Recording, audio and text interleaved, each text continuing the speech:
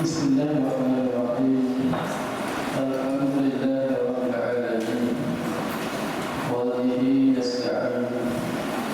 Wa nusalli wa nusallim ala sayyidina wa nabiyyina wa maulana Muhammadin sallallahu alaihi wasallam wa ala alihi wa sahbihi ajma'in. Subhanaka la ilma lana illa ma 'allamtana innaka antal 'alimul hakim. Rabbi shrah lana sadrana wa yassir bihi umurana wa yassir lana umurana wa hlul 'uqdatan min lisani yafqahu qawlana wasabbih qulubana bihaqqi sayyidina Muhammadin sallallahu alaihi wasallam. Rabbi zidna 'ilma warzuqna fahma. La hawla wa la quwwata illa billahil 'aliyyil 'azim. Amma ba'd. Allahumma inni as'aluka bi nuri wajhillahil 'azim alladhi yad'a fil 'arshillahil 'azim wa qalat bihi a'udhu 'azim an tusalli 'ala maulana Muhammadin fil qadril 'azim wa 'ala al-millahil 'azim qadri 'azamati dhatillahi al-'azim fi kulli lamhatin wa nafsin 'ala fi amrillahil 'azim salatan da'imatan bi dawamillahil 'azim ta'ziman li haqqika ya maulana ya Muhammad ya rabbul 'azim وسلم عليه وعلى آله وسلم وجمع بيننا وبينه كما جمعت بينه والتي ظاهرة وباطنة يقظة ومناما واجعل يا ربي وهديته من جميع المؤمنين وقبل الآخرة عظيم. الحمد لله شكر كثير هذا الله سبحانه وتعالى. Pengajian kita pada minggu ini, mana kali ini kita masih membicarakan hadis yang kelima, beribadah di malam Lailatul Qadar.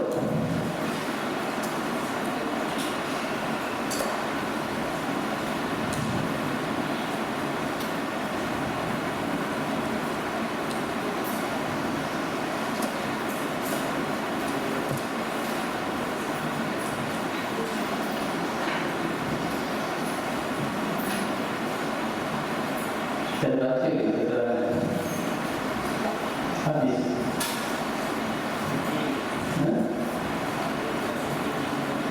Berdiri baik.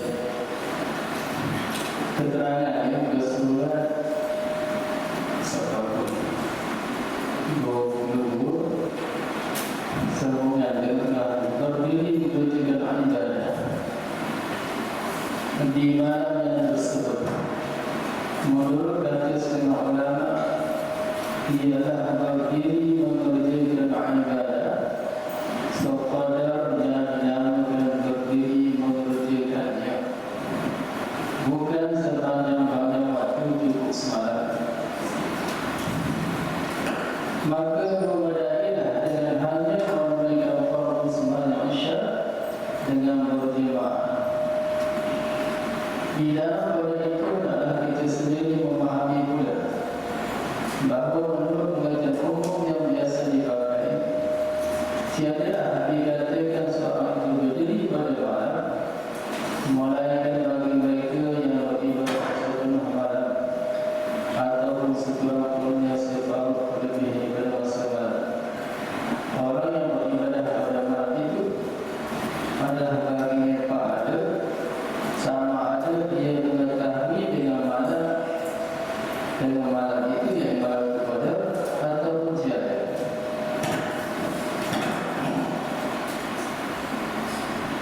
Daripada hadis yang lalu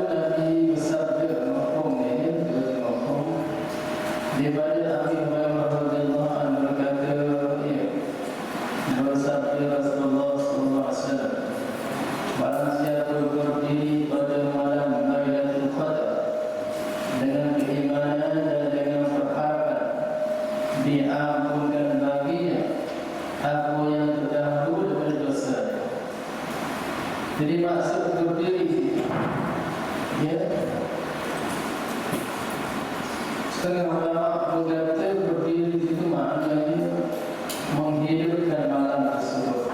Maknanya tak semestinya kita berdiri di sepanjang malam daripada maghrib sampai subuh tak tidur-tidur. Enggak maksud begitu. Makna berdiri itu menghidupkan malam tersebut. Walaupun sahaja sembahyang isyak berjemaah juga dipanggil berdiri di malam Lailatul Qadar atau subuh berjemaah. Itu sekurang-kurangnya. Ya, jadi orang dapat subuh ataupun isyak berjemaah pada malam itu, maka dia telah mendapat kelebihan malam Lailatul Qadar. Cuma tak sama lah dengan mereka yang berdiri sepanjang malam. Ya, walaupun dapat, tak sama dengan mereka yang berdiri sepanjang malam. Setelah sembahyang subuh berjemaah, maghrib berjemaah, isyak berjemaah, diisi pula dengan ibadah-ibadah yang lain di malam tersebut. Dan tentulah tak sama. Ya, dapat sama-sama dapat lah. Tapi yang banyak mendirikan lebih banyak lagi lah. Kalau tidak ada dapat. Ya, dari nanti sekurang-kurangnya sembahyang subuh berjemaah dan sembahyang maghrib dan isyak berjemaah.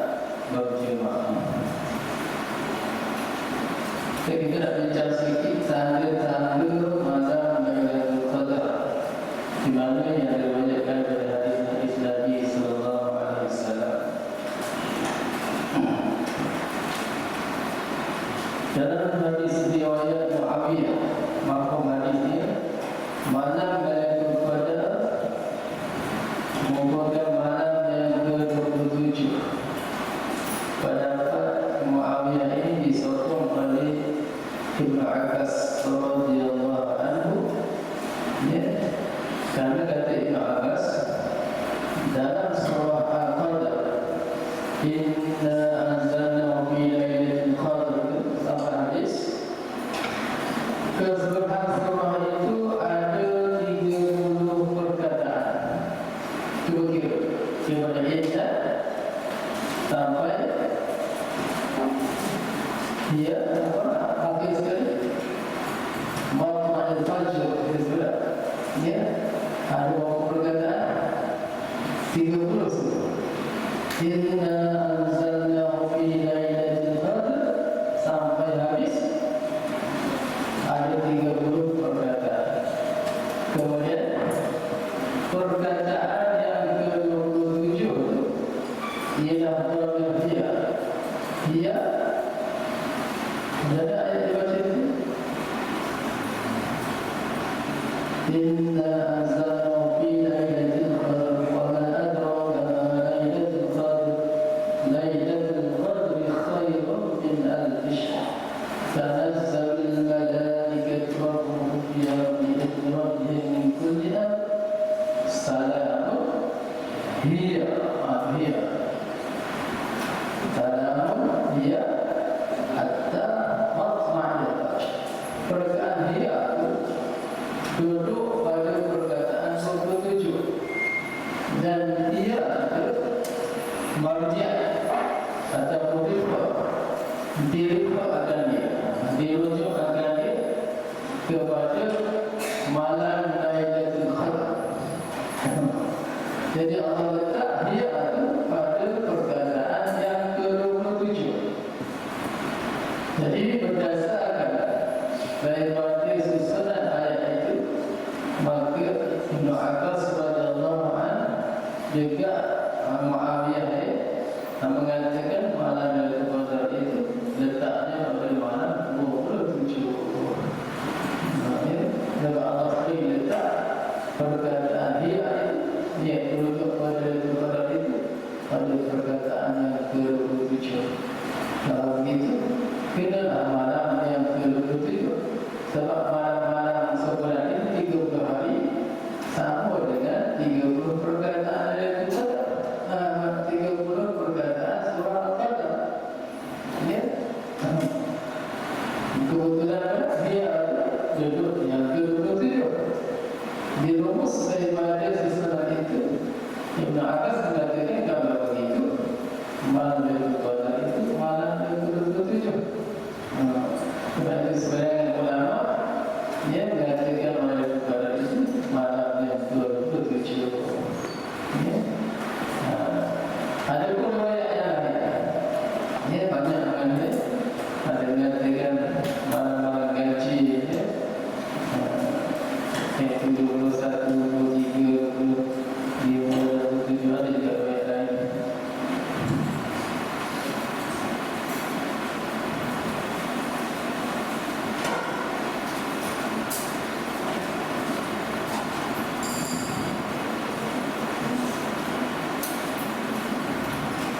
Adi Ibn Ka'ab radhiyallahu anhu meriwayatkan bahawa Nabi sallallahu alaihi wasallam bersabda, matahari yang keluar pada hari itu suram.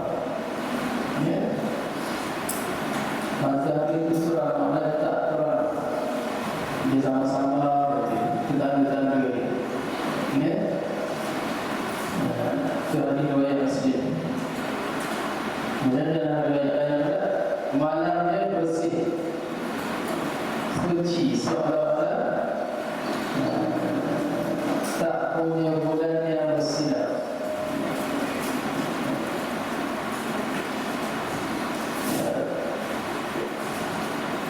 Tenang, sunyi, tidak sejuk, tidak panas.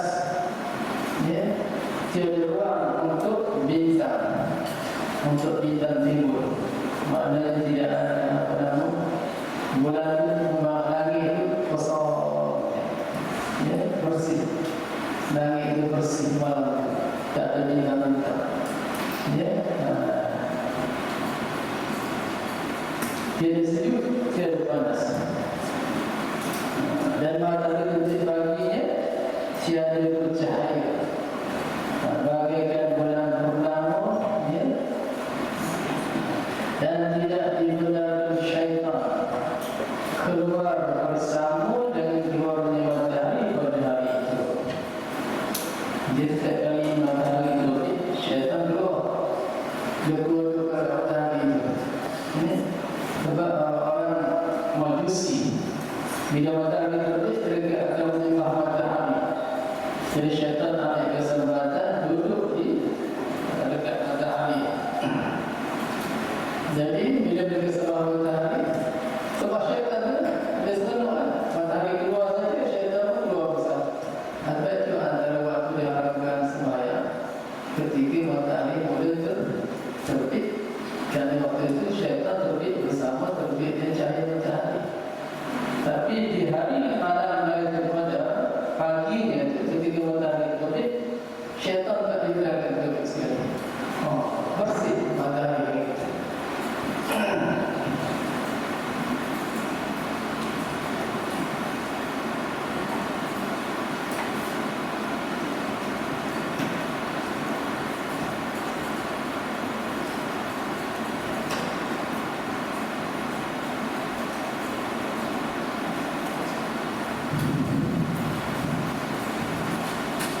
Imam Al-Razi Allah Ta'ala katakan, Allah menyembunyikan malam Lailatul Qadar seperti Allah menyembunyikan sesuatu yang lain. Ya, Allah menyembunyikan keredaannya di dalam ketaatan hamba, supaya timbul keinginan untuk taat. Allah sembunyikan keredaannya di dalam ketaatan hamba. Maknanya kita tak tahu ketaatan mana yang Allah beritahu. Apa adalah ketaatan banyak-banyak? Pasti dalam banyak-banyak ketaatan itu ada keredaan Allah.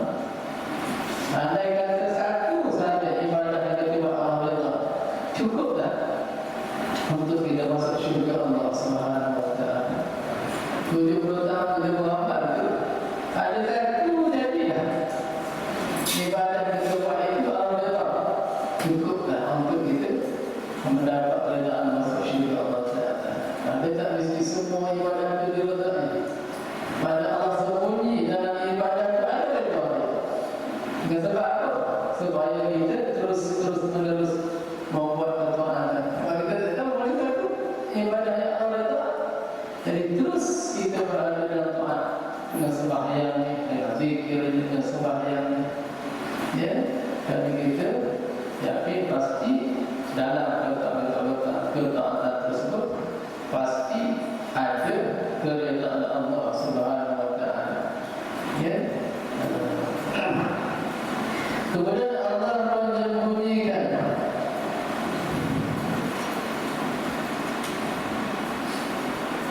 murkanya pada maksiat. Dalam kemaksiatan itu ada kemurkaan Allah, supaya kita hindarkan diri daripada maksiat. Jangan buat walaupun sedikit-sedikit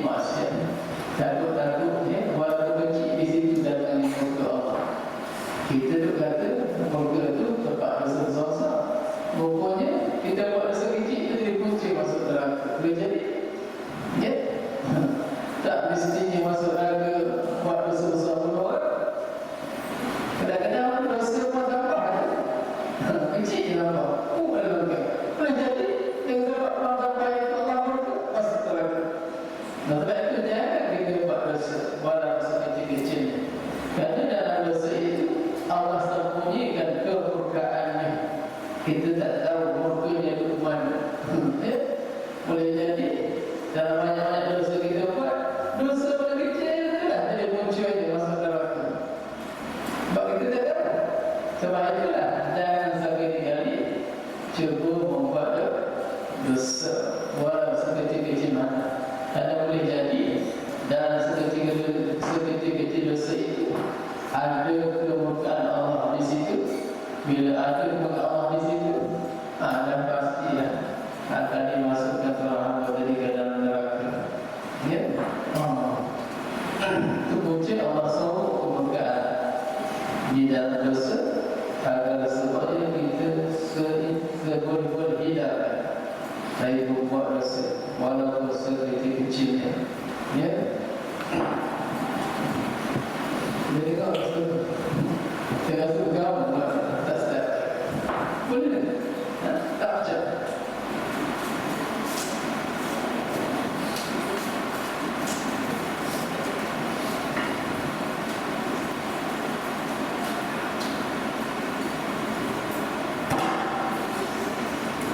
Allah sembunyikan wali-walinya di kalangan manusia.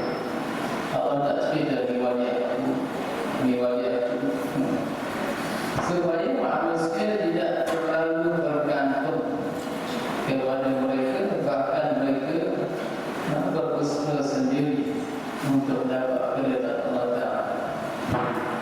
Kalau dah jelas ini ke wali, orang semua pakai doa, minta doa. Ya, ambil doa ni. Kita tak payah ibadah, dia dah minta apa kat kita. Jadi sebab Allah suruh, Allah tak cerita dengan jelas. Yang kita kata di wali-wali itu cuma pada sehari sahaja. Tanda-tanda kewalian ada pada dia. Jadi kita berkata dia wali. Hakikatnya Allah belum tentu lagi. Tidak ada nasnya Allah kata dia wali. Cuma tanda-tanda kewalian itu ada pada dia. Ya, dan wali-wali ini dikenal oleh wali-wali. Yang benar wali hanya wali. Orang tak wali tak kenal wali. Sebab wali ini mereka akan berkumpul setiap malam Jumaat. Dia untuk bermusyawarah di Bukit Qaf. Bukit Qaf ni duduknya di bulan. Jadi wali-wali ini berhimpun. Bila berhimpun tu dia kenal. Kan wali juga. Jadi wali-wali kenal sama-sama wali. Kita tak wali, kita tak kenal. Ya? Tujuan apa Allah tak dedahkan? Supaya kita ini tidak terlampau bergantung dengan mereka. Doa sendiri. Doa sendiri, usaha sendiri. Cuma minta harap kepada orang soleh. Sekarang kita yang boleh, dia doakan kita. Ya? Sambil itu, kita sendiri berusaha untuk hatikan diri kepada Allah. Ya? Kepada Allah SWT. Tapi kalau dah pasti dia tu wali, banyak pergi jumpa dia tak faham. Ya? Kalau doa kami masuk syurga dia pun tak faham. Doa tak wali pun betul. Tak. Sebab itu Allah tak sebut siapa wali secara khusus. Cuma Allah sebut secara umum sahaja. Ya? Tujuannya supaya kita ini tidak terlampau bergantung mereka, bahkan kita sendiri berusaha untuk beramal mendapatkan diri kepada Allah Subhanahu wa Ta'ala. Kemudian Allah sembunyikan waktu-waktu di mustajab doa pada hari Jumaat. Ini kata Nabi, di hari Jumaat itu ada satu waktu, ada waktu yang makbul doa. Dan ada 4 jam tu ada waktu makbul. Setiap minggu di Jumaat pasti ada. Cuma tak ada jelasnya waktunya bila. Pagi ke, malam ke, petang ke, agar supaya kita terus beramal ibadah sepanjang hari. Kalau disebutnya hari itu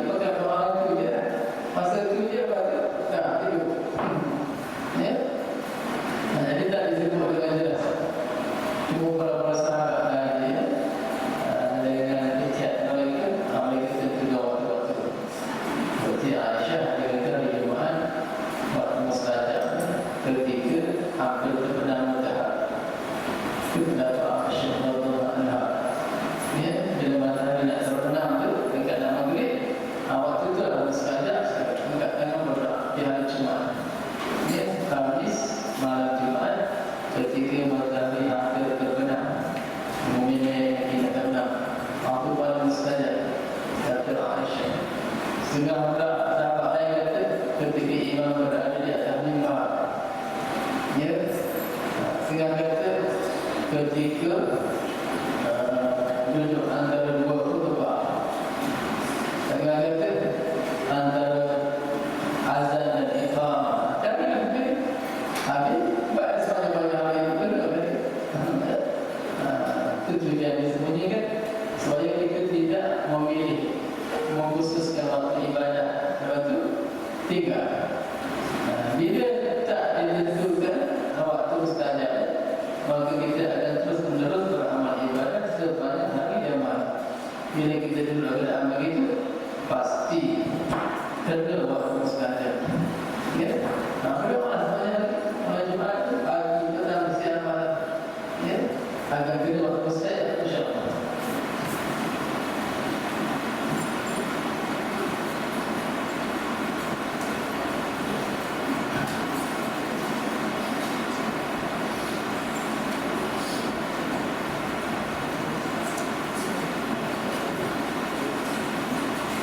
Maka begitu juga Allah sembunyikan Lailatul Qadar tadi supaya kita sepanjang malam menghidupkan malam Ramadan.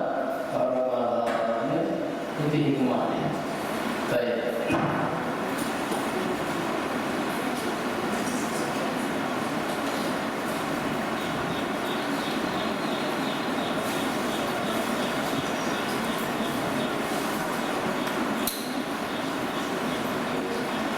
Bersama hadis yang ke-6.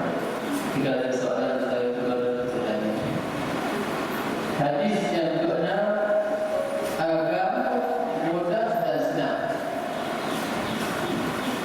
An Abi Hurairah radhiyallahu anhu qala qala Rasulullah sallallahu alaihi wasallam inna ad-dina yusr wa la yashadda ad-dina إلا غلبه فسددوا وقاربوا وأبشروا واستعينوا بالغدوة والروحة والشيء من الدلجة أو كما قال صلى الله عليه وسلم. عن أبي هريرة رواية أبي هريرة رضي الله عنه قال berkata ia Abu Hurairah qala Rasulullah sallallahu alaihi wasallam telah bersabda Rasulullah sallallahu alaihi wasallam inna dina sesungguhnya agama itu bahwasanya agama itu yusr mudah makna tak memberatkan. Kalau kita pasti semua agama ini bukanlah sesuatu yang nak memberatkan. Ya, bukan. Bahkan agama itu nak memudahkan hidup kita. Ya, yang rasa berat itu kalau kita faham. Ya, walau syaddatina ahad dan tiada menyusahkan dan memberatkan akan agama oleh seseorang illa malaikat waladahu malaikat dikalahkan akan dia tidak kebaikan dia pasal dia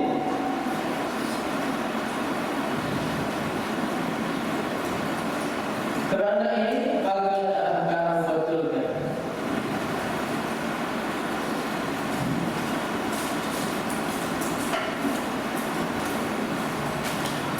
Waqalibu dan akan sederhanakan. Wa abshiru dan akan gembirakan. Wasta'inu dan akan minta pertolongan. Bil ghadwati dengan waktu ghadwah, waktu pagi, wa rawha dan waktu petang, wa syai'in minad duljah dan suatu bahagian daripada akhir malam.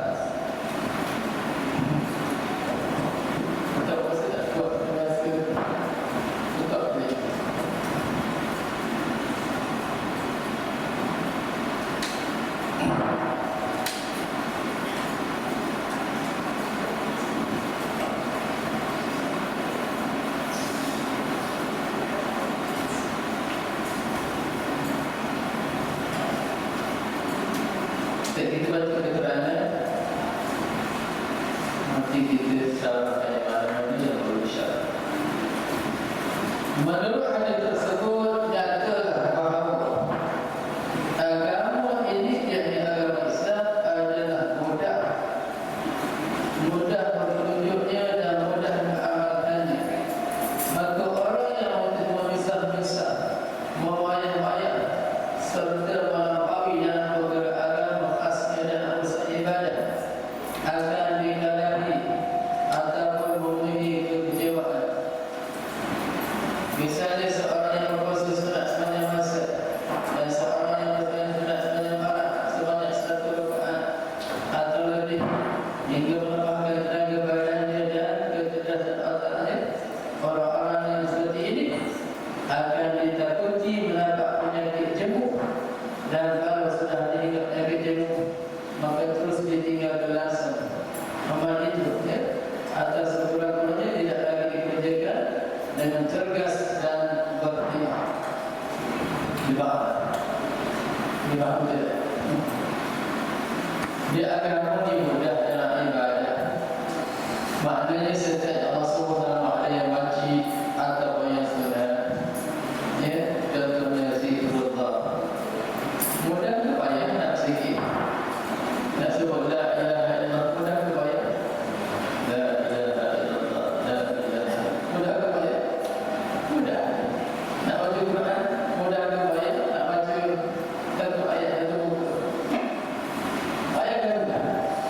Mudah. Tak suka payah ke mudah? Ambil sikit tu, mudah ke payah? Mudah. Maka jangan kita payah kan? Bagaimana nak berpayah? Benda kita sebut dalam mudah, tapi kita payah kan? Jangan kita sebut banyak-banyak. Ambil 1,000, ambil 10,000. Mana kita payah kan? Rasanya mudah. Sebutlah sekali, satu kali. Tapi kita yang payah kan? Sampai 70,000 sebut. Lepas tu kita dah 70,000, payah tu mudah. Jadi payah kan? Dah itu mudah, tapi sebab kita yang payah kan, ambil pula 70,000. Dah ilallah. Lepas tu tak boleh nak. Dah jadi payah. Bila jadi payah, dapat tak kita istiqamah dalam kepayahan rezeki begitu? Payah, jadi tak ada istiqamah. Sebab itu Nabi suruh kita bersederhanaan dalam ibadah. Jangan nampak ambil mudah. Walaupun daftarkan untuk mudah, kalau itu tinggi sikit dah. Ada 3 kali dah tidur. Hanya nampak mudah begitu. Dan jangan terlalu membayarkan. Maknanya carilah satu akal yang taklah kita menganggapnya sebagai memudah-mudahkan dan tak dianggap sebagai membayar-bayarkan. Ambil satu akal yang boleh kita istiqamah 100 ke, 200 ke. Sebab itu kita Sayyidina Ali radhiyallahu anhu minta kepada Rasulullah SAW satu ijazah zikrullah. Dia minta satu amalan yang mudah tapi besar ganjarannya dan mudah hampir kepada Allah. Maka Nabi Sayyidina Ali macam-macam. Kemudian Nabi talqin dah 3 kali. Kemudian Nabi Sayyidina Ali baca dah 3 kali. 3 kali je. Baru tambah 3 dah setengah 3, tambah pula dah dari iqamah tambah pula 9, dari iqamah 9 tambah pula 9. Kembali asal 3 kali je dia. Ayat Ali apa tu 3 kali? Dia tak ada 3 kali. Ayat mudah. Pas 3 kali. Lepas 3 kali. La ilaha illallah, la ilaha illallah, la ilaha illallah. Sayyidina Muhammad Rasulullah SAW. Dah. Mudah ke baik? Mudah. Asal pula 3 kali. Maghrib 3 kali. Ada dapat istiqamah begitu? Tingkatkan pula. Nama ada dilatih sampailah kita boleh tak sehari 100 kali, setiap kali 5 waktu 100 Dan istiqomah naik pula sampai 200, 300, sampai 32.000 satu hari. Jangan terus berikutlah begitu. Ketika orang yang berhari itu sebab dia dah rasa dasar. Dia dah rasa dasar. Sebab apa dia dasar? Sebab hati dia sihat. Zikir ini makanan roh. Kalau jasad makanan dia nasi, siar, sate. Dah. Nasi itu sedap bagaimana? Makanan itu sedap bagaimana? Kalau jasad kita tak sihat. Ada selera tak? Tak selera. Kita tengah demam bibian, demam dengki, demam dengki semua. Kan betul-betul wahidam. Tidak nasi kepala kambing. Nasi goreng kawah, kepala kambing ataupun nasi Arab. Baru itu sati lagi. Ini ada tak dalam. Benar kan? Ada selera. Walaupun sedap, sebab kita tak sihat. Itu puncanya. Ya, kita tak ada berzikir, kita tak ada baca Quran, kita tak boleh bertahajud. Sedangkan makanan-makanan itu lazat. Zikir tak enak dulu, menenangkan hati, lazat untuk hati. Tapi kenapa kita tak tenang? Kerana waktu itu roh kita tak sihat, roh kita lemah, roh kita sakit. Jasad ni sakit dengan sebab kita terdedah kepada virus bakteria. Nyamuk ini, kuman bakteria banyak sangat duduk tempat-tempat pun. Sakit dah, dah sakit dah. Kena kulit skuter, kulit rambut. Ya, demam kemudian demam dengki. Jadi cara nak hindarkan jasad daripada terkena penyakit-penyakit saya. Jangan hindarkan duduk memahami di tempat-tempat yang ada virus, yang ada bakteria. Sihatlah kita. Maka begitu juga roh kita. Roh kita akan sakit bila terkena virus-virus. Apa dia virus untuk mendatangkan penyakit kepada roh? Dosa-dosa, kemungkaran-kemungkaran, kelalaian-kelalaian, hiburan-hiburan yang melalaikan. Itu semua virus dia. Dah, ya. Sebab banyak kan nak terdedah dengan maksiat. Maksiat mata, maksiat telinga, maksiat tangan, maksiat kaki. Maka roh dari mudah ditinggali punya penyakit. Kena demam sebab dah tinggali virus maksiat mata, virus maksiat telinga, virus maksiat mulut. Ya, hari ini terlalu banyak virus dengan Facebook ni, dengan apa lagi, film-film yang terus-terus. Ya, kita pula kan tak mengambil dengan diri pula. Kena. Bila roh kita dah terkena virus tadi, dia pun sakit. Bila sakit, dia tidak ada makanan, dia tak ada nak makan. 3 kali zikir dah tak ada. 3 kali dia 3 sebab tak ada. Terima kasih. Itu punca kita tak ada zikir. Jadi cara dia supaya kita boleh lazat dalam ibadah pertama sekali, ubati roh. Kalau roh itu sakit, diubat. Cara nak ubatnya, ya, dengan ilmu. Ilmu pertama kali kita tahu bila sakit tak sakit. Ya. Yang kedua, jauhkan daripada bakteria tadi, maksiat-maksiat tadi. Ya. Tutup ruang-ruang, lubang-lubang yang menyebabkan hati kita, roh kita mengalami penyakit tadi. Ya. Jaga mata, jaga mulut, jaga telinga. Lepas tu, bila roh kita dah sihat, cuba kita zikir, cuba kita makan nasi. Cukup sekejap. Cukup tak? Tak tambah lagi 2 minggu. 2 minggu tak cukup, tak tambah 3 bulan. Sati sebelum cukup, tak cukup. Ambil 20 minggu.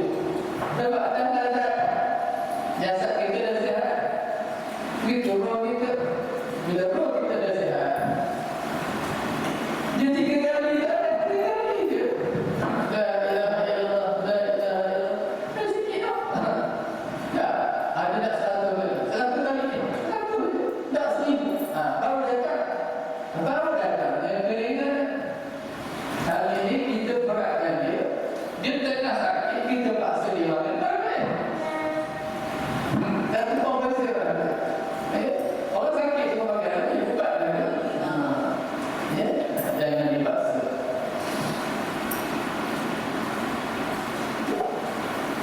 Baik, itu maksudnya. Jadi sesiapa yang cuba memberatkan wala yusyaddu dina ahad, adalah memberat oleh seseorang agama, melainkan dia akan dikalahkan. Dalam keadaan kita sakit gitu, kita cuba beratkan, mau dengan zikir 1000 kali, 100 kali, baca Quran juz 5 juz sekali, kembali ada, kita akan dikalahkan.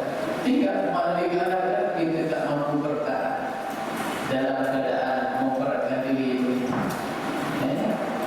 Dia tak boleh paksa, kita kena ubat. Tetapi dalam ubat itu, waktu ubat itu dah perlu ada mujahadah. Ubat kan pahit. Tak ubat pahit. Tapi baik-baik kena makan juga. Waktu ubat itu dah ada mujahadah. Nak tinggalkan maksiat kan senang, kena sabar. Nak tahan mulut dulu jaga kan senang, tahan juga. Itu mana mujahadah. Tahan mata, tahan mulut, tahan kaki, berat. Tapi bila kita dah tahan, lama-lama roh kita akan sihat. Bila roh sihat, apa kita kelagaran dalam ibadah nanti.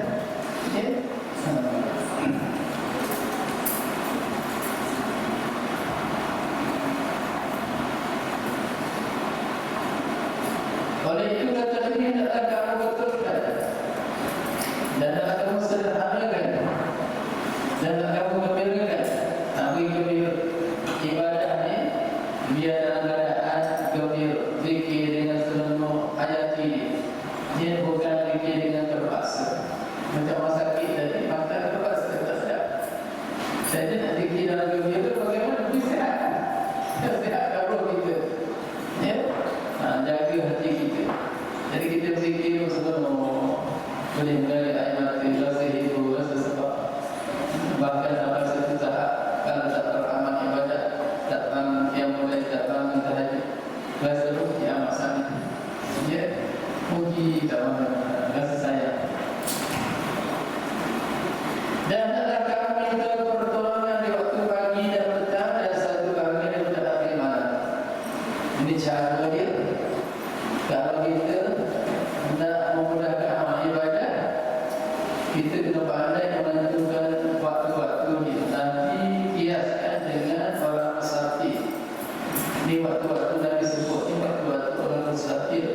Orang luar waktu pagi, rawah waktu petang, dan waktu rujah waktu tengah malam. Ini waktu-waktu orang nak musafir. Kita kalau musafir tak kena waktu, penat. Tengah hari panas musafir, payah. Jadi nak memudahkan kita musafir, minta tolong waktu. Maknanya cari waktu yang sesuai.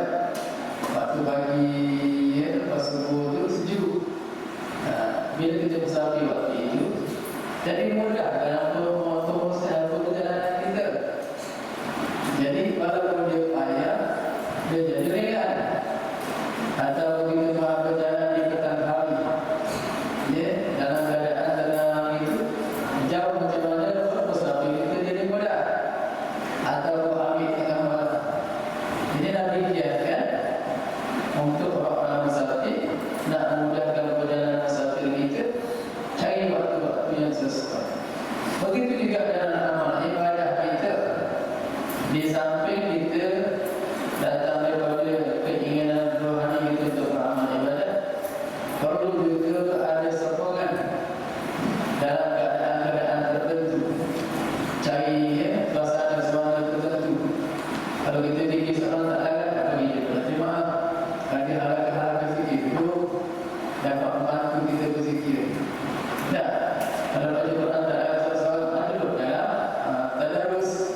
contoh. Minta tolongan ini sebagai kiasan sahaja. Dia mintalah tolong waktu bagi waktu petang, waktu penghujung malam tu sebagai bandingan kepada orang musafir. Kalau orang musafir itu penat, payah, jadi untuk meringankan sedikit kepayahan supaya mudah dapat jalan, carilah waktu yang sesuai. Kalau pagi, petang atau malam, maka begitu kata Nabi, supaya ibadah kita ini dapat bertahan, dapat mudah diamalkan, dapat rasa lazat, carilah pertolongan keadaan-keadaan tertentu. Seperti mana orang musafir dari waktu-waktu tertentu dalam musafir mereka. Ya, kita nak fikir kalau seorang kat darat, kita cari kawan-kawan. Ya, buat grouping jemaah, atau cari guru tarikat ke apa, duduk situ bimbingan dia daripada kita baca Quran tak seorang-seorang tak ada selera, tak ada, cari kawan, baca sama-sama, buat alaqah, buat tadarus. Ya, kalau kita nak sembahyang tengah hari ni bisik diganggu je orang, tak ada usyuk, tak ada apa, cari tengah malam. Dia waktu orang tidur sembahyang seseorang yang itu. Kadang itu maknanya suasana boleh membantu dalam ibadah kita. Ya, bukan indri ibadah semata-mata, bahkan kita kena bijak mencari suasana dalam nak beramal ibadah. Sebab orang dulu dia muasahkan diri untuk ukit-ukit tu. Baik kedua, baik kedua tu juga ada cari suasana supaya lebih membantu dalam ibadah mereka. Ya.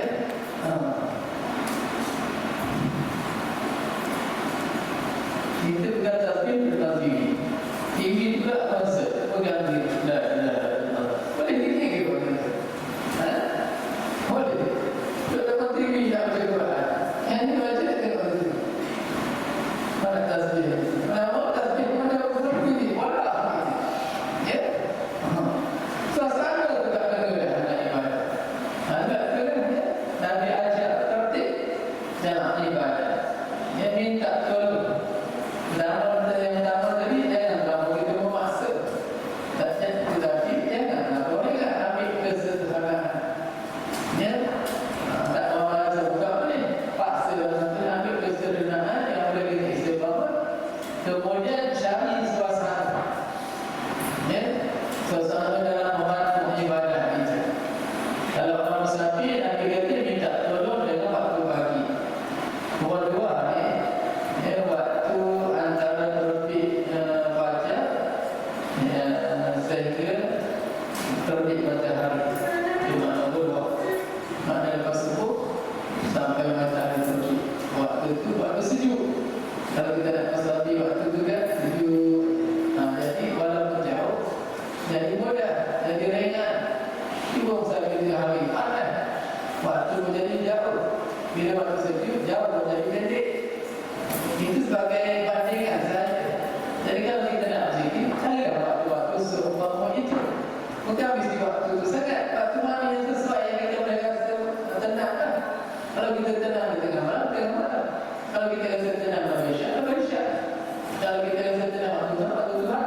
Tapi tak semua kita tentu waktu itu. Ini bandingkan saja dengan orang musafir. Ya.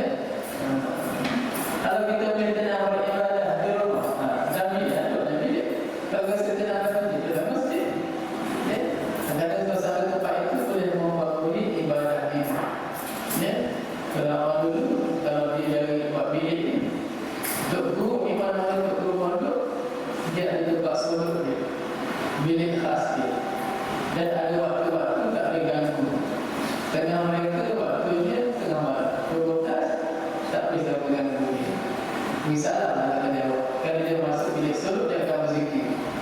Tengah mereka ambil lepas subuh, pas main subuh je dia masuk bilik, dia tak cari. Bagi ke mana misalnya dia tak jawab dulu. Akan ada waktu tu dia nak berzikir. Waktu tu dia lihat dia ambil dengan alasan. Tengah mereka ambil lepas maghrib, ikut turun, ikut rasa waktu selesai bagi diri. Jadi nak boleh bila faham. Tok guru ni waktu bila dia tak keluar, jangan ganggu waktu tu. Ini misalnya masa sekali, kalau kita keluar, apa kita?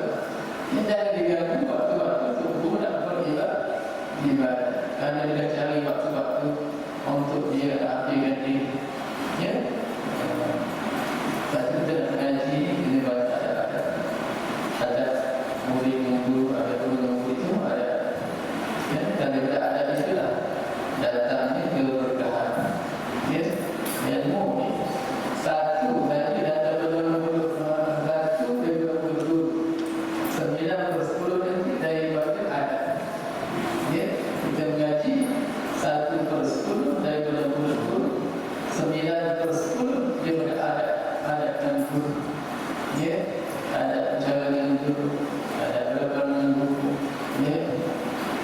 Banyak ada kalau kita baca dalam kitab, ya. Kita ada tempat dia ada dulu, kursi dulu ada dulu, kursi dulu, kaki dulu, kita itu tak boleh bagi sama je tempat. Tapi berkat kita mengaji nak ilmu, pergi bagi tempat toko pula. Tersiu hati itu pun ditutup, tertutup ini berkat. Atau bekas itu bijak sambut, atau tempat ditutup pun tak sibuk itu. Kita tahu tak tak sibuk itu. Tidak di situ.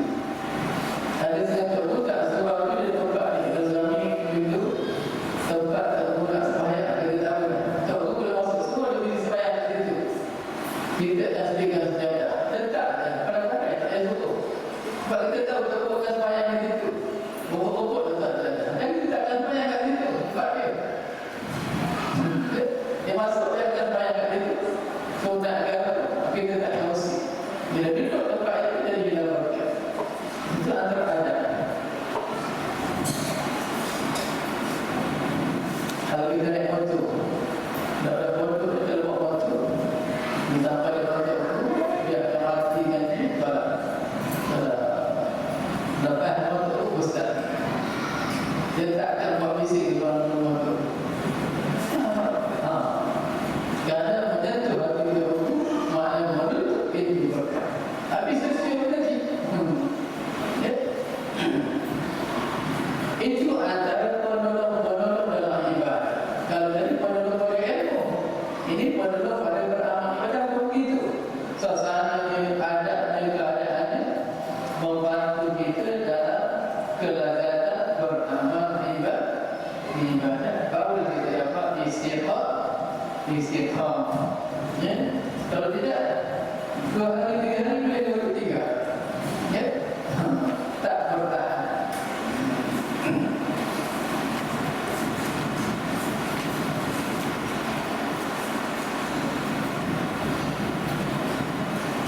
Agama Islam amat mudah dan senang. Segala hukumnya, peraturannya serta ajaran-ajarannya telah sedia diaturkan dengan baik, hingga amat mudah dan senang bagi siapa yang mengerjakan banyak penduduk. Maka tidaklah ada orang yang menyusah-nyusahkan agama dan membayar-bayarkannya, melainkan dia akan dikalahkan dan dikecewakan. Kerana inilah Rasulullah SAW di dalam sabda yang tersebut telah menyuruh umatnya yang pertama betul jujur di dalam segala amalan menurut yang diaturkan. Pertama sekali ibadah kita adalah ibadah yang betul, ikut sunnah, ya, dan kita buat ibadah yang bertentangan dengan syarak. Ya. Yang kedua, bersederhanaan di dalam amalan, tak terlampau ambil mudah dan tak terlampau memberatkan. Ya. Supaya terpelihara daripada perasaan jenuh dan bosan. Kalau ikut nama kita, la ilaha illallah tinggal terus. Kesederhanaan isi nama kita 300 darjah saja. Kesederhanaan isi orang tasawuf 12,000 sekali. 12,000 kan jangan sampai 1,000. 12,000 itu. Cukup. Cukup pada kesihatan. Kalau naik tambah lagi, kadang-kadang tak apa. Ya? Kita ulama kita bahawa hubungan tadi dapat disahkan bagi satu petang baru agak awal.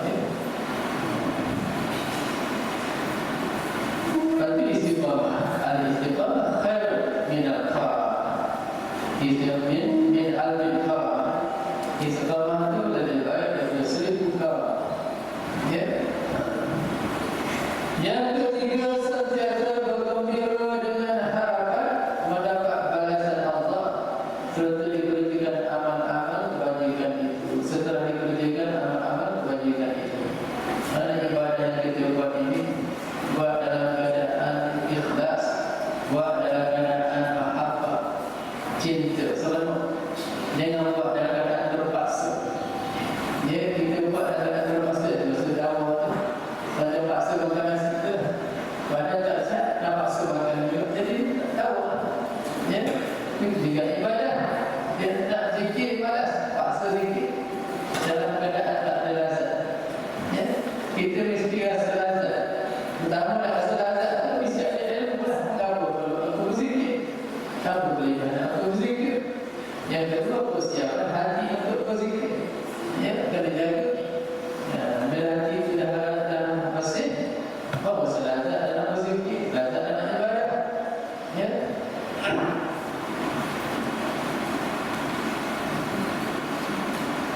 Yang keempat, di samping itu memohon pertolongan Allah di dalam mengerjakan amalan dan ketaatan.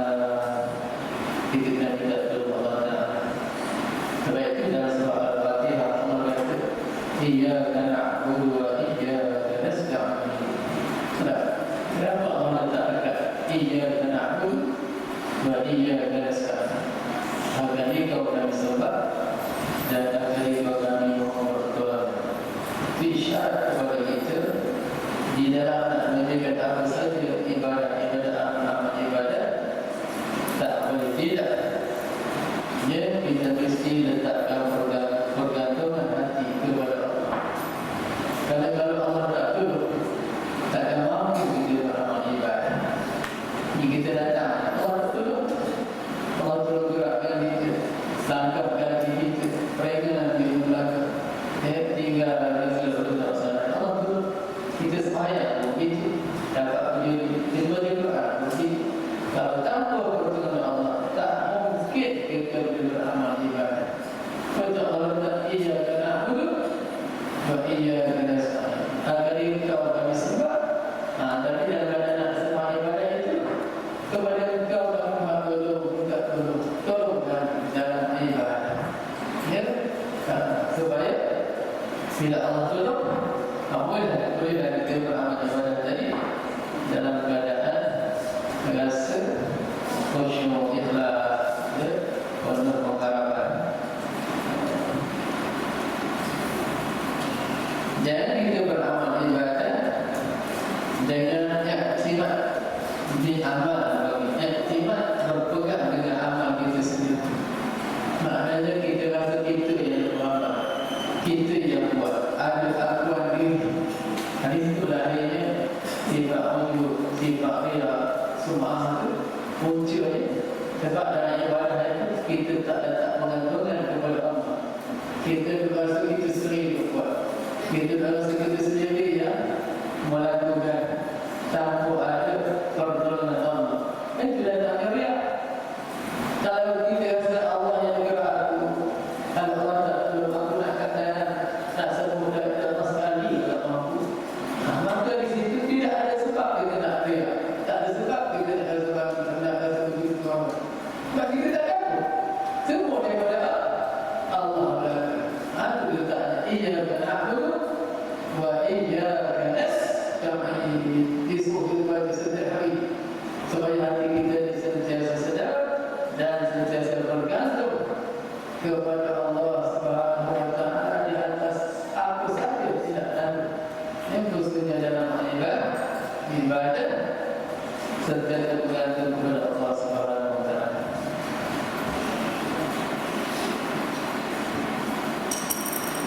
Yaitu lakukannya di dalam waktu-waktu dan hemah-hemah. Di samping itu memohon Allah di dalam menjaga amal ibadah dan ketaatan, yaitu lakukannya di dalam waktu-waktu ada hemah dalam masalah gemar, membawa dirinya di dalam menjaga amalan serupa dengan keadaan seorang yang musafir menuju ke satu tempat. Orang ini sentiasa memilih ketika tergas dan ada kerajinan bagi meneruskan perjalanannya itu. Jadi sambil kita berusaha dalam ibadah itu, kita kena minta pertolongan pertama daripada Allah Ta'ala. Yang kedua, pertolongan dalam keadaan suasana. Jadi kata tadi suasana ibadah itu di mana suasana orang musafir, ya, Jadi kita nak ibadah dengan sempurna, keadaan ibadah itu, tempat ibadah itu, masa ibadah itu juga memberi peranan. Ya. Kalau kita tinggal mengantuk dengan hari ini, cepat.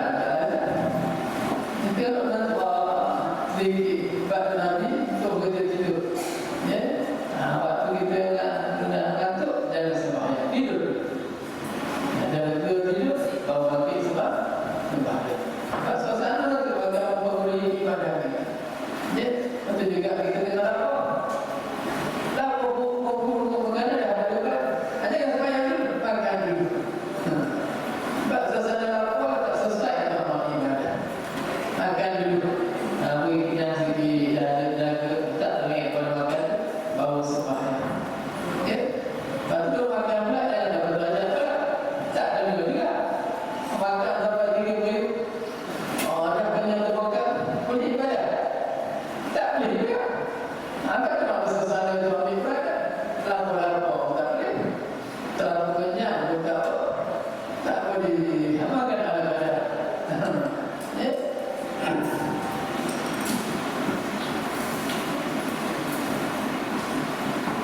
Antara kalau kita tahajud itu khairullah. Ya. Khairullah. Khairullah maknanya tidur sebentar sebelum zuhur. Dengan sahabat tidur sebelum zuhur. Ya. Kalau hari Jumaat banyakkan sahabat tidur sebelum zuhur hari Jumaat. Pada Jumaat itu mereka tidur. Tujuannya untuk membantu tahajud. Sunnah jangan ditinggalkan. Kalau betul-betul kita nak ibadah, jangan tinggalkan khairullah. Ya, sebelum zuhur tidur sebentar atau sebelum zuhur tidur sebentar. Ya, 1 jam kita tidur dapat membantu 3 jam tahajud. Ya, kalau tidur dengan niat aku tidur khairullah. Kita tidur sejam je, insya-Allah kita boleh ibadah 3 jam dengan selesa. Ya, tapi syaratnya dia khairullah kerana Allah. Jangan tak tidur kantuk tak kantuk pun ada diri untuk khairullah. Paling tidak 5 minit asalkan tidur sikit. Jangan dia nak bantu khairullah. Itu juga dipanggil membantu, minta tolong dengan keadaan. Iaitu minta tolong dengan khairullah dalam tahajud. Ya.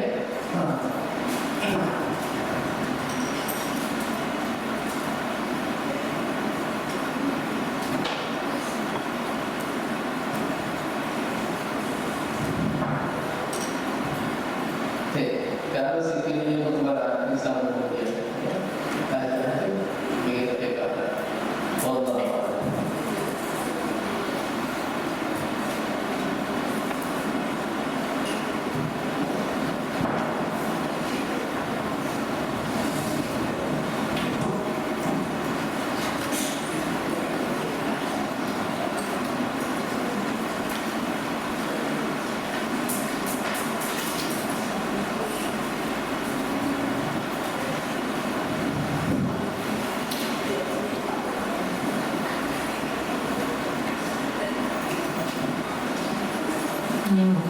قال المصنف رحمه الله تعالى ونفعنا بعلومه بالدارين آمين.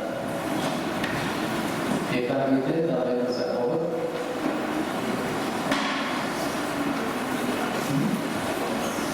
12.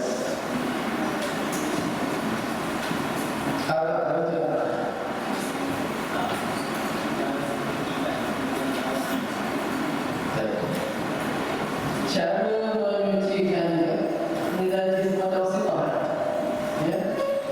Najis mutawasithah iaitu najis yang lain bernajis mukhaffafah dan lain bernajis mughallazzah. Ya. Kalau najis mukhaffafah itu najis anak-anak lelaki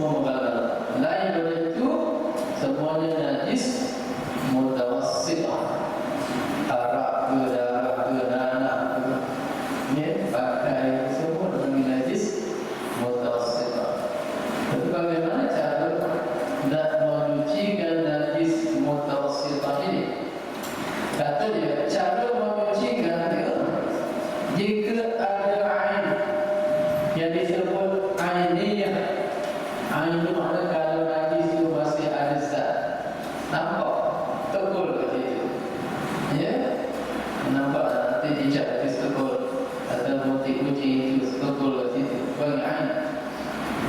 Hendaklah dihilangkan ainnya itu, hilangkan ain itu, dan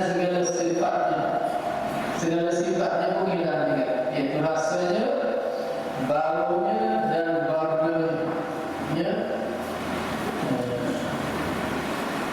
Jika telah dibasuh, didapati tiada hilang rasanya, seperti pahit ataupun kasar, nescaya tiada dimaafkan. Bahkan hendaklah dibasuh lagi hingga hilang rasanya itu. Setelah itu jika tidak hilang juga, melainkan dengan dipotong, ketika itu dimaafkan, yang dikira telah suci. Dan sifat najis ini ada tiga: warna, rasa, bau. Rasa dia tak sama dengan warna dan bau. Warna, bau, kalau kita basuh, kita sentuh-sentuh 3 kali tak hilang, dimaafkan. Dan dengan darah kadang laju, dan sabun dan terus 3 kali terus masih ada darah, dimaafkan. Itu juga bau, ya, kain kena kecil anak kita, dia basuh-basuh 3 kali sabun terus masih ada bau-bau yang kecil, dimaafkan. Setelah kita sentuh. Tetapi rasa terasa kain masih ada. Pengisah kain juga, rasa masih, rasa pahit, tak dimaafkan. Walaupun kita basuh 3 kali, 10 kali pun tak dimaafkan. Tapi bila dimaafkan, sehingga tidak ada jalan, basuh-basuh dah tak ada jalan, mereka ambil putih kerak, buang. Sampai tahap tu baru dimaafkan. Selagi tak sampai tahap tu, bila usaha tak apa yang nak rasa. Sebab rasa ni bergerak. Bila ada rasa, menunjukkan ada ain najis. Kalau tu tak nampak ain tu, rasa tu menunjukkan masih ada sedikit tak ada. Ya? Tapi kalau rasa, bau, warna, dia hanya asal saja, bekasan dia, ya? Warna-warna yang ditinggal bekas najis saja, zat tak ada. Sebab itu dimaafkan. Ada pun rasa tak dimaafkan. Jadi tengok kalau kita basuh, sifat apa yang tinggal. Kalau boleh dia hilang semua, rasa hilang, bau hilang, warna hilang. Tapi kalau basuh tu ada tertinggal warna, tak hilang juga. Setelah diserta 3 kali, maka syarat memaafkan. Atau warna hilang, rasa hilang, bau tak hilang, pun dimaafkan setelah 3 kali serta. Tapi kalau yang tinggal itu rasa, tak dimaafkan. Sehingga tidak ada cara melainkan kita kerak dalam baru dimaafkan. Payah baru merasa dia juga. Baik.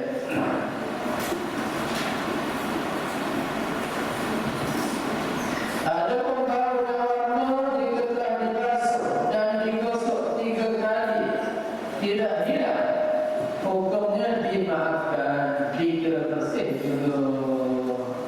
Bagus, ya, bau dan warna sekadar 3 kali kita basuh tak hilang juga, dimaafkan.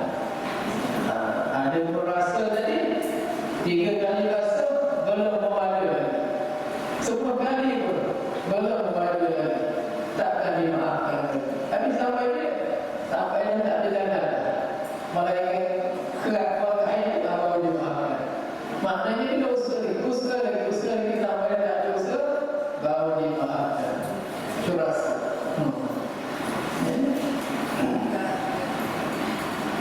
Maka jika najis itu sudah tiada ainnya dan tiada lagi sifatnya, disebut najis hukmiyah, seperti air kencing yang sudah kering pada kain dan hilang sifat-sifatnya, memadalah dengan dicuci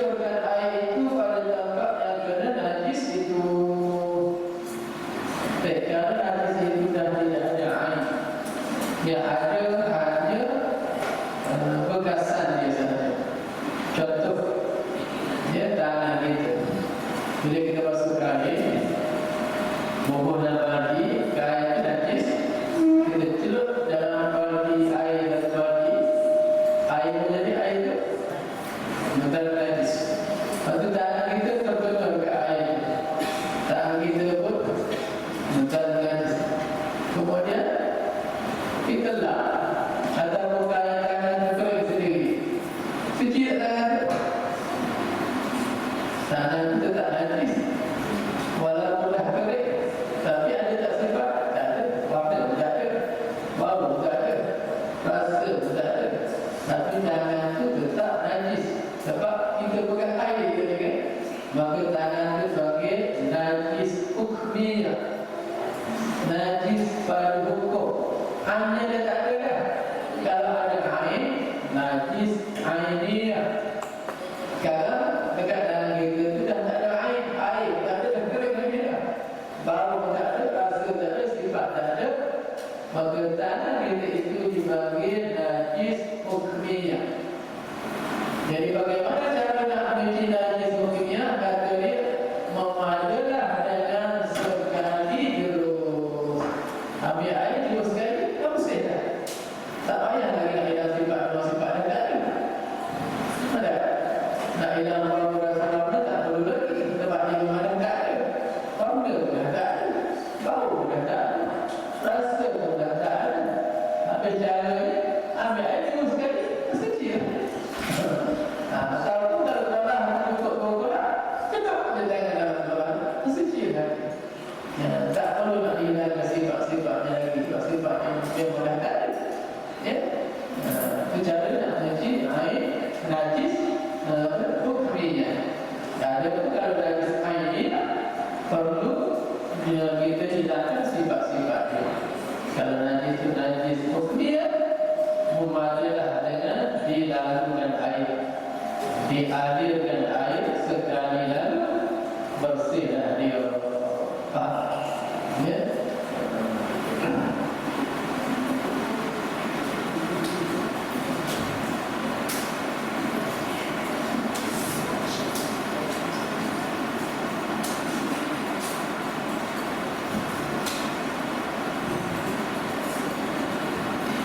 Baik, Arab. Jika masa Arab, apa dia Arab? Arab apa? Makanan yang minuman yang memabukkan. Ya. Kullu ma'i'un asqar, ya, bahwa khamr, setiap perkara yang cair yang memabukkan itu Arab. Ya. Kullu ma'i'un asqar, setiap perkara cair yang memabukkan. Bila kita minum, jari ini nampak 10. Tadi nampak 5, dapat minum nampak 10. Agak lagi. Tak? Ya? Dalam rumah yang jadi arak ini najis. Setiap benda yang memabukkan itu najis. Apa sahaja minuman ya, yang cair, ya, minuman mesti cair lah. Apa sahaja yang cair, kalau kita minum memabukkan, maka benda itu najis. Ya, tak sah tak sembahyang. Jadi arak itu najis. Apabila telah jadi juga dengan sendirinya, hukumnya suci.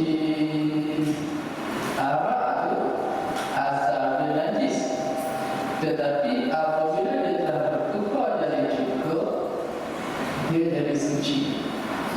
Dengan syarat tidak dimasukkan benda yang lain ke dalamnya. Dalam arak, ya, jika ada benda lain dalamnya, nescaya tidak suci.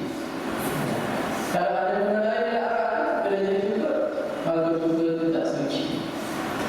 Baik, yang begini.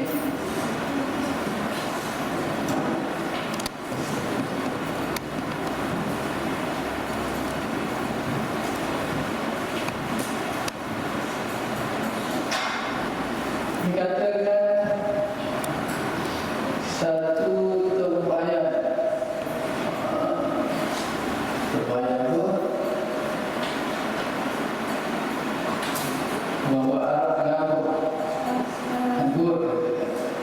anggur ataupun kurma ataupun kalau nira kelapa, nira nipah, ya, buah rambai, air tebu, ya.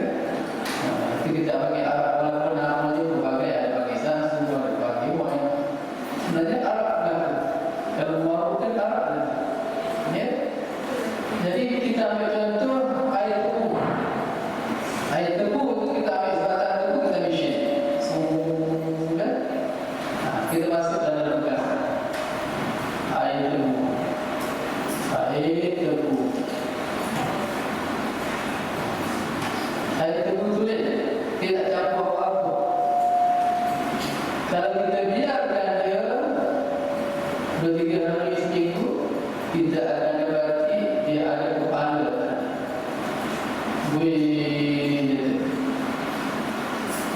Waktu ni kalau kita minum, nanti nampak tangan sepuluh.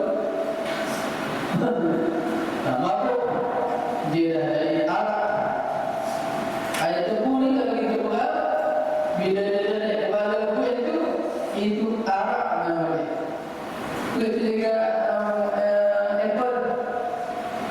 Apple kita buat air volatil, bila dia dah naik kepala itu arak. Bila kita minum, pening kepala bau. Najis ada. Ya, begitu juga anggur. Bila kita buat air anggur, kita biarkan 3 hari, dia akan naik kuih. Masa kuih itu bagi menggerak. Masa menggerak itu bagi arak najis. Ya. Kemudian bila kita biarkan semula beberapa hari, kepala ini akan mula hening. Hening bersih. Ya. Dia akan bertukar jadi cuka. Yang tadi arak, dia akan tukar jadi cuka. Arak ini sendiri akan jadi cuka kalau dibiarkan. Ya. Maka bila dah jadi cuka, cuka ini suci. Walaupun asal arak itu dah najis. Dengan syarat jangan dicampurkan sesuatu yang lain daripada air tebu tadi, ya, ataupun nira tadi. Katakan air tebu tadi kita campur kulit tebu. Kulit tebu termasuk kulit dia.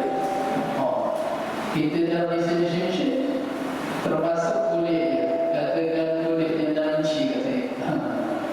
Ini bagi apa kulit dia? Kulit tebu termasuk dari yang terbayar. Ada. Bila air tebu ini jadi arak, najis tak? Najis. Kenapa arak itu najis? Apa hukum kulit tebu ni? Apa? Mutan najis. Kulit tebu tak najis, ya? Kulit tebu mutan najis. Apa maksud mutan najis? Terkena najis. Najis apa? Najis arak najis. Ya? Kulit tebu ini dah jadi mutan najis sebab terkena najis arak. Baik.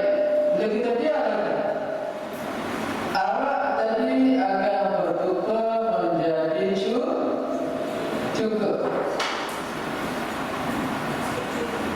Apa hukum cuka ni? Suci. Cuka itu suci.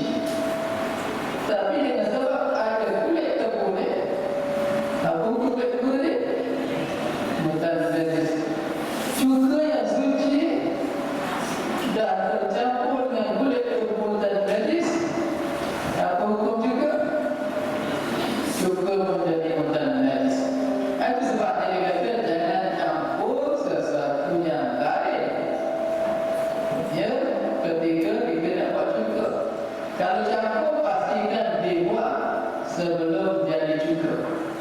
Masa dia jadi arak itu tapis semua. Sebab masa dia jadi arak itu dia najis.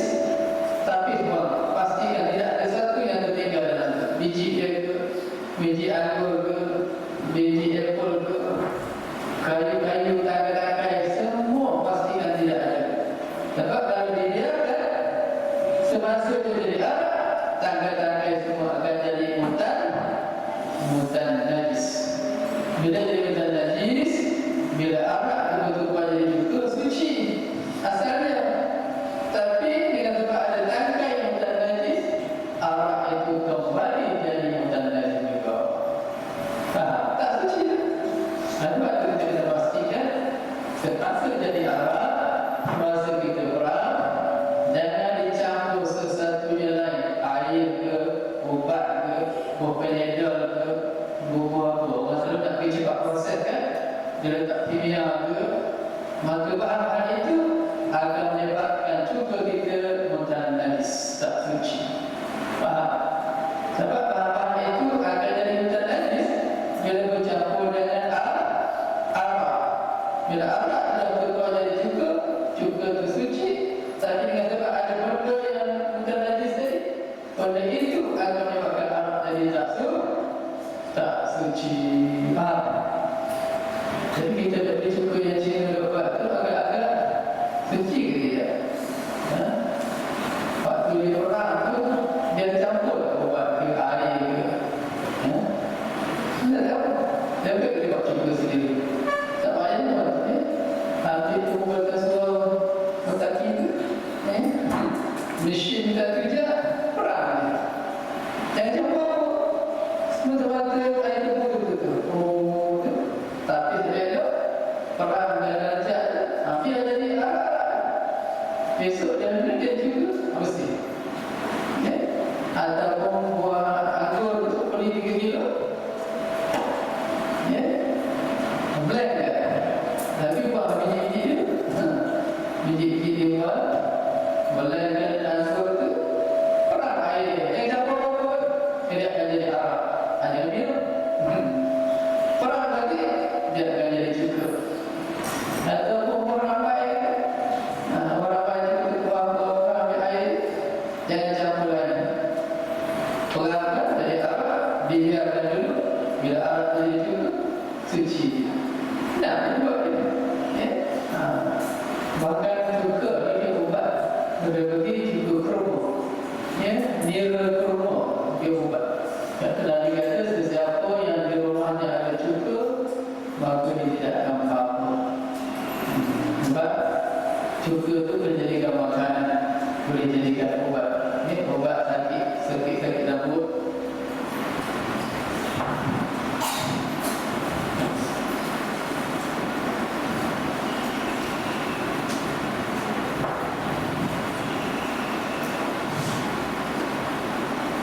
Apabila suci juga yang telah bertukar oleh arak itu, maka tempatnya ikut sama suci. Baik, masalah kita begini. Tadi masa dia jadi arak,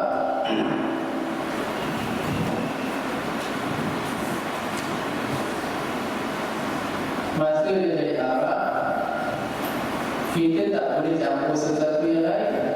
Sebab sesuatu yang lain itu banyak bukan najis. Masalahnya sekarang, apa pula hukum ni? Biji-biji topika ni, bintang ni, bila kita arak, najis tak? Najis juga. Bintang dia, bila arak jadi bukan najis. Lepas tu bila arak betul-betul jadi juga, adakah biji ini turut menajiskan juga? Maka syarat kata tak apa, dimaafkan. Itu syarat ini. Kalau tidak tahu bila boleh nak buat juga, takkan boleh buat juga sampai bila juga. Kami tak pun tahu. Kalau bukan tak dimaafkan, tak boleh apa. Maka syarat ni sebab dia nak kira manusia yang memerlukan juga bagi makanan, maka dimaafkan bekas-bekasan arak Bila dia jadi cukup, bekas ini pun dengan sendirinya jadi bersih. Ya, dia agak suci. Dia tidak menajiskan cukup seperti kulit tebu tadi. Kulit tebu itu sebab benda yang boleh dielakkan. Kita dia sama semua. Ada pun tebing-tebing ini tak ada jalan dah, nak elak macam mana? Ya, faham? Maka syarat memaafkan dia.